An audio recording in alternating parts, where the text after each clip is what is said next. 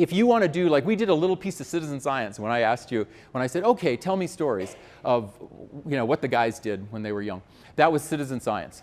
So you'll see on this citizen science. So citizen science is part of our movement where you all, everyone watching this, everyone in this room, you are scientists. Einstein said science should not be left to the scientists. And what he meant was scientists are really smart in their specialization, but that doesn't mean they alone understand. Science needs to be given, and it needs to be applied in communities, studied and applied in communities. And that's citizen science. So you as citizens become the scientists. But in order to do that, obviously you're reading books, you're going to lectures, you're talking in your community, we're doing interventions and all of that, and you have to keep sort of studying it. And luckily you have your own petri dishes, you have your own, laboratories. And your laboratories are your home, your laboratories are your school, your preschool, your work environment where males and females are. Everywhere is a laboratory. So one fun thing you can do that I have up here, which is famous, done all over the world, and it's really fun to do, is this dolls and trucks experiment.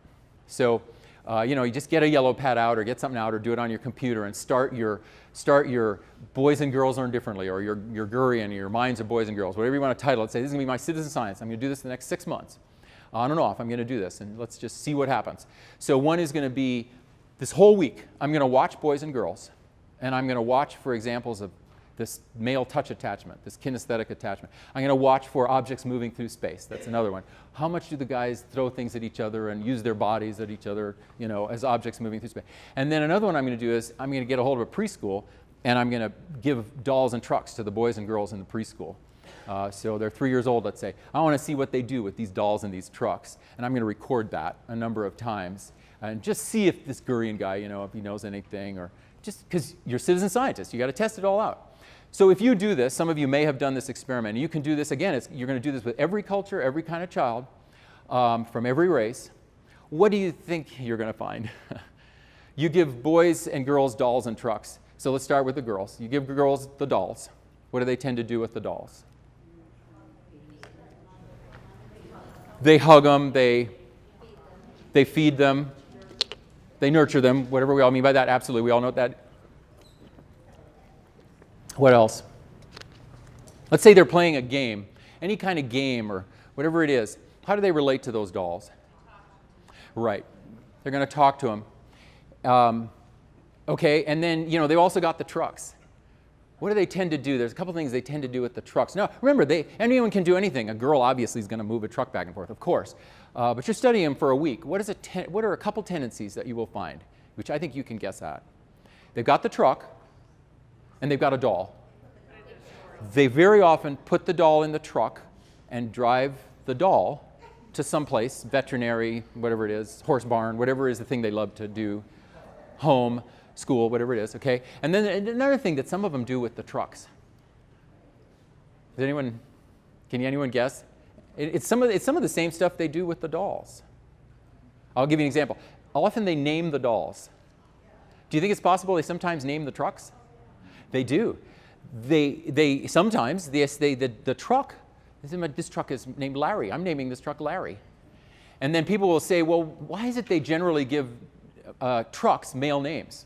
And that, of course, creates a lot of gender stereotype pain for people. And you'll find me as into not having stereotype threat as anyone else, but I have a very different interpretation of what the boys and girls are doing.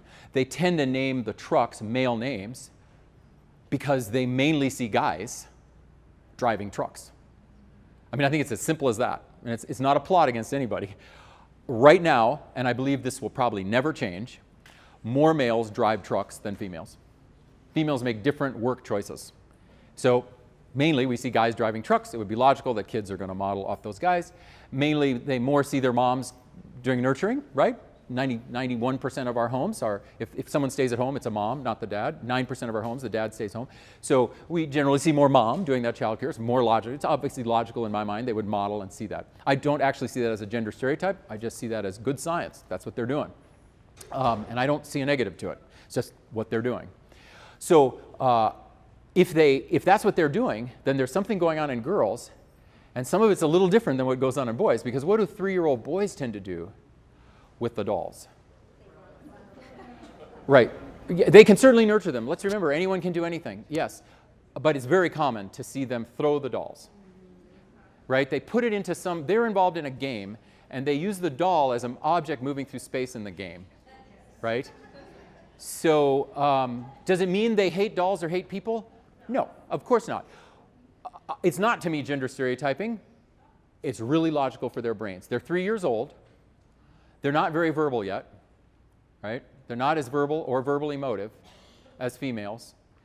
So they're not going to tend to anthropomorphize the doll. Anthropomorphize, obviously, right, means I make the doll into a human being. I project humanity onto this doll, so therefore I must cuddle this doll. This doll is a baby.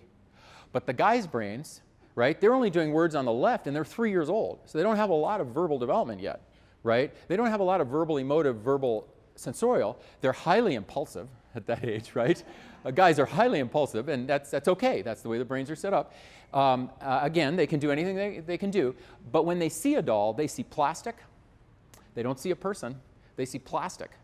And in some ways, especially if you talk to an engineer, when I've done work in corporations with engineering firms and so on, they'll just go, well, obviously, males are clearly superior. They're joking. Males are clearly superior because we see what the doll is. And females are projecting into the doll. Well, I would not make that argument, and of course, and I know they're joking. But it's all the fun we have with each other around sex and gender. What they're saying is, but wait a minute. It's not a person.